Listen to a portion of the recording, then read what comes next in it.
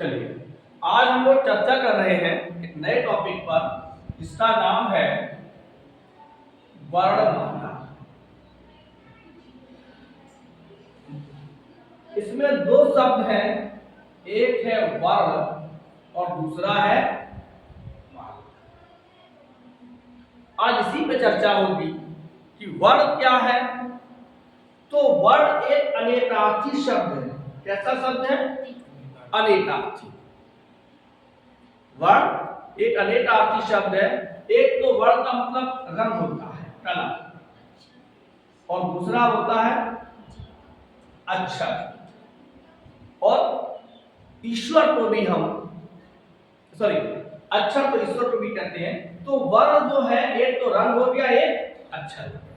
माला तो रंगों की एक माला हो सकती है, वो भी वर्णमाला हो सकती है। अक्षरों की एक माला हो सकती है, तो वो भी वर्णमाला होती है।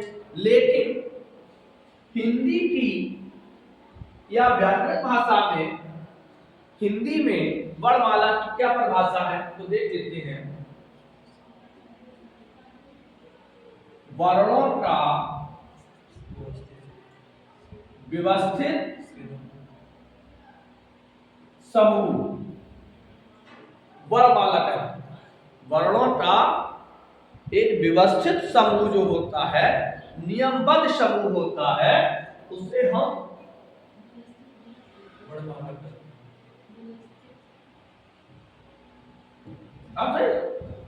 तो उसे हम वर्णमाला कहते हैं। अब आगे बढ़ते हैं। अब इस पे चर्चा करते हैं वर्णमाला पे कि वर्णमाला के कितने पार्ट होते हैं। तो सबसे पहले भाषा की जो सबसे छोटी इकाई, यहां से वर्णमाला, भाषा की सबसे छोटी इकाई, भाषा की सबसे छोटी इकाई क्या है? ध्वनि। बच्चा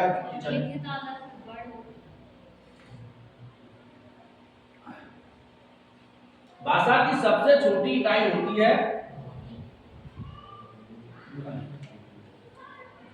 चाहे वो उच्चारण के आधार पे हो, चाहे लिखित आधार पे हो, भाषा की सबसे छोटी इकाई ध्वनि ही बात है। ये ध्वनियां दो प्रकार की होती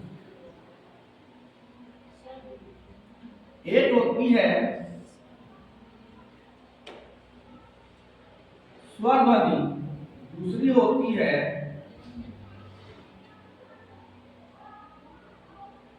व्यंजन। एक कौन सी है? स्वर ध्वनि।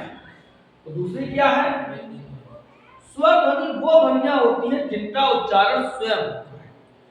स्वतः इति उच्यते सः स्वरः, जिनका स्वयं में उच्चारण होता है वही स्वर होते हैं।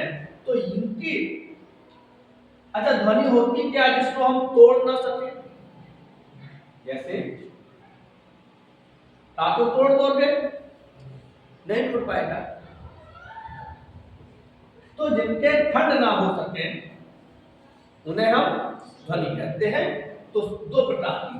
अब जो स्वर ध्वनि है, ये 5 जो मूल ध्वनियां हैं, हिंदी में तो 4,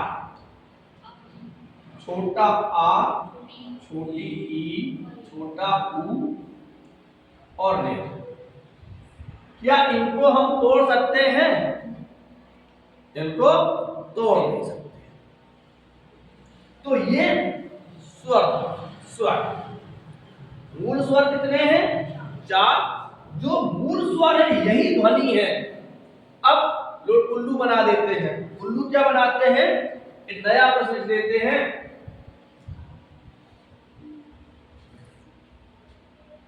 कि उच्चारण के आधार पे भाषा की कौन सी इकाई छोटी इकाई, तो लोग बता देते हैं ध्वनि है।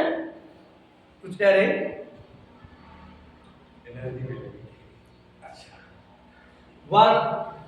अब चाहे उच्चारण के आधार पर पूछा जाए तो ध्वनि है, क्योंकि स्वर ध्वनि के स्वतंत्र उच्चारण होते हैं। अब व्यंजन ध्वनि, जिनका हम स्वतंत्र उच्चारण, वे ध्वनियां जिनका स्वतंत्र उच्चारण ना हो उन्हें व्यंजन ध्वनि कहते हैं। जैसे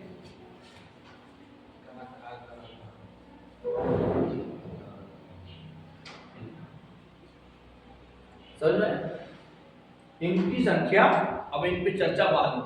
तो ये भी नहीं तोड़े जा सकते, ना इनका खंड होता है, लेकिन ये भी नहीं टूट सकते। अंतर क्या है, इनका उच्चारण कर सकते हैं, इनका उच्चारण नहीं कर सकते। अब बात आती है वर्ण क्या है, क्योंकि हम लोग तो वर्णमाला पढ़ेंगे। तो एक नियम है, व्यंजन ध्वनि धन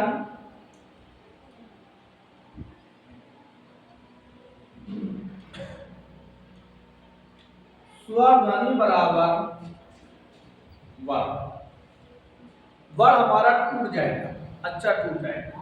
जैसे हमने कहा का धन आ बराबर का धन ई बराबर की, का धन उ बराबर उ, का धन रेल बराबर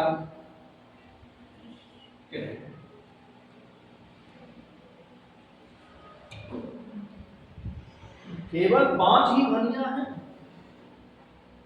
सॉरी 4, संस्कृत में 5 हो जाती हैं, आ ई उ रे।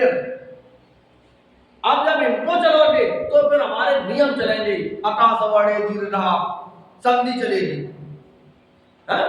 इनसे सम्मिलित स्वर बनेंगे। लेकिन अभी तो क्या है, अब ये हो गए वर्ण। क्या हो गए? वर्ण। तो वर्ण में ध्वनि कभी टूटती नहीं है, लेकिन व्यंजन ध्वनि का हम स्वतंत्र उच्चारण नहीं कर सकते, जबकि स्वर ध्वनि का स्वतंत्र उच्चारण होता है। व्यंजन ध्वनि धन स्वर ध्वनि बराबर वर्ण। अब जब वर्ण बन गए तो इन वर्णों का एक व्यवस्थित समूह वर्णमाला कहलाता है। तो आज हम चर्चा करेंगे अब स्वर। अब हम कहते हैं अक्षर किसे कहते हैं, समझ में आया? भाषा की सबसे छोटी इकाई कौन है? ध्वनि। अब कभी कभी ऑप्शन आ सकता है, भाषा की सबसे छोटी इकाई है वर्ण, शब्द, वाक्य, पद। क्लियर डाउट करते चले। अब यहां पर क्योंकि वर्ण ध्वनि से 2 व्यंजन ध्वनियों का सम्मिलित रूप है, अब ऑप्शन में ध्वनि नहीं है, तो क्या करेंगे हम? वर्ण करेंगे।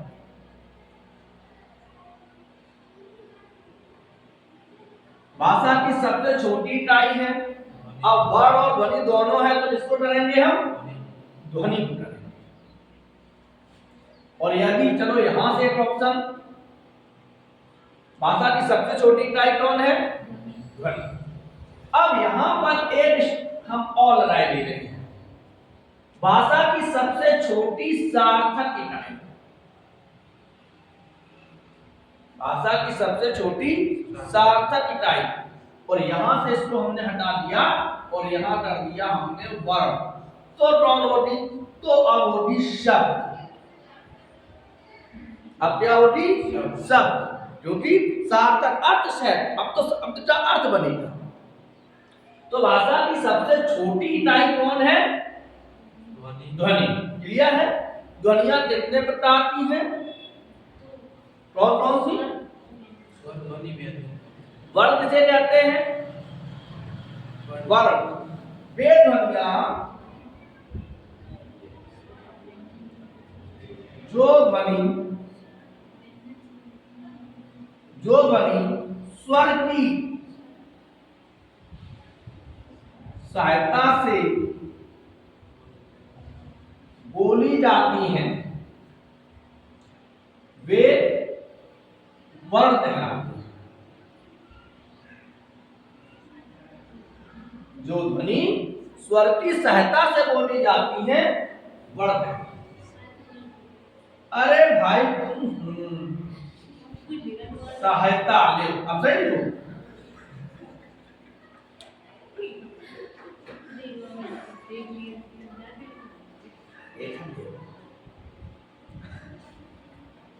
अब आगे बढ़ते हैं। तो ध्वनि किसे कहते हैं? जिनका ध्वनि सबसे पहले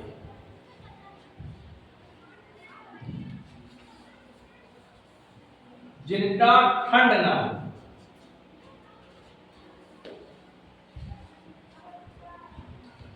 वो ध्वनि कहलाती है। जिनका खंड ना हो, जो टूटे ना, वो क्या कहलाती है? ध्वनि। स्वर ध्वनि क्या कहलाती है?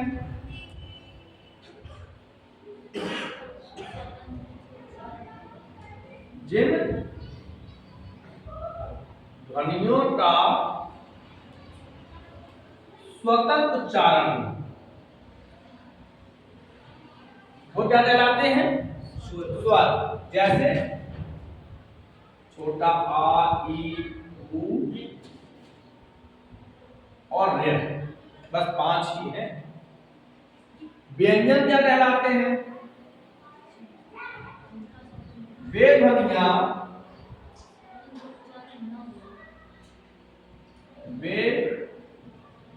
ध्वनियां जिनका स्वतंत्र उच्चारण ना हो सके। जैसे का, गा, पा, हा, चा, ता आदि। सही है? समझ में आ रहा है? बहुत ये चीज किताबों में बहुत कम मिली। तो स्वर ध्वनि हो गई, व्यंजन ध्वनि हो गई। अब आता है वर्ण। वर्ण किसे कहते हैं? जो ध्वनियां स्वर की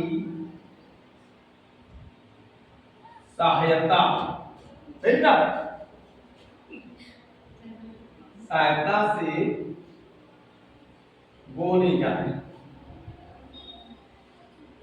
सहायता से बोली। जैसे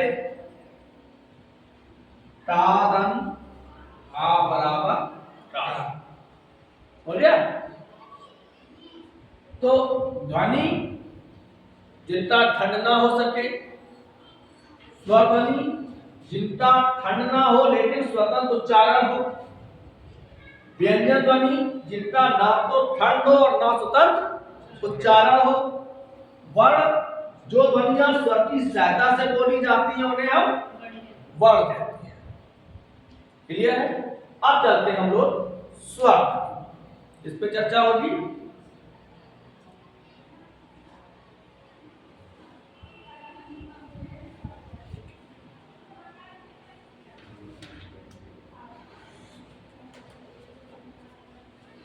अब आता है वर्णमाला।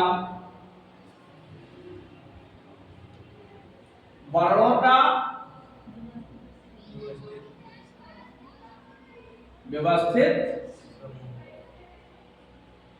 समूह। सबसे पहले हम पूरी वर्णमाला लिखें, तब व्यवस्थित समूह होगा। कैसे? जैसे अ, आ, इ, उ, रे, ए, आई, ओ, औ,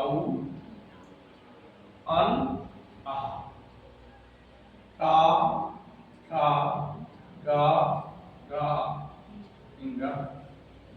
इसको क्या बोलते हैं? अंगा। गा, गा, गा, गा, अंगा। जा, छा, जा, झा, इंद्रिया। ता, था, दा, था, अड़ा। ता, था, दा, धा, ना। पा, फा, फा, भा, मा। या, रा, ला, वा। सा, सा, सा, हा। छे, तर, ज्ञा। कोई बात नहीं, नीचे तक चलाते हैं। क्षेत्र ज्ञा, यानी छे और त्रा ज्ञा ये सबसे नीचे लिखी जाएंगी। छे और त्रा दो बराबर पे और ज्ञा दोनों के बीच में। देखो पा और फा के बीच में या है, फा और वा के बीच में रा है, फिर ला है और फिर मा है।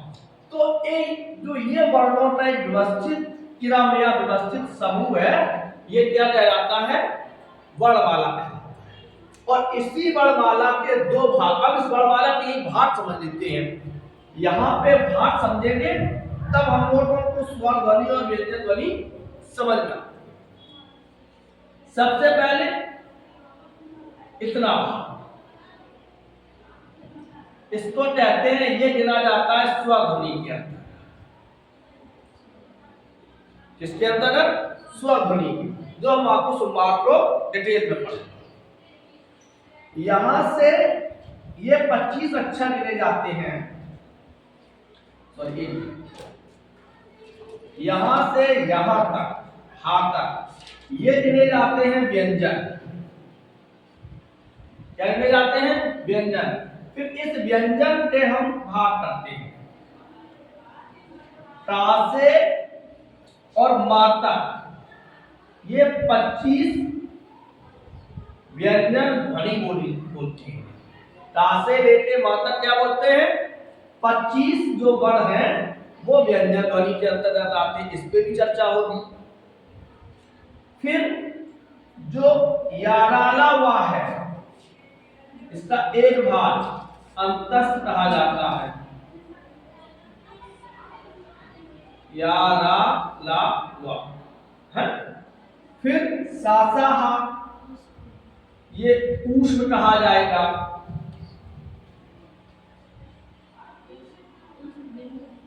हाँ, अंतस्थ व्यंजन या अंतस्थ ध्वनि, ऊष्म ध्वनि।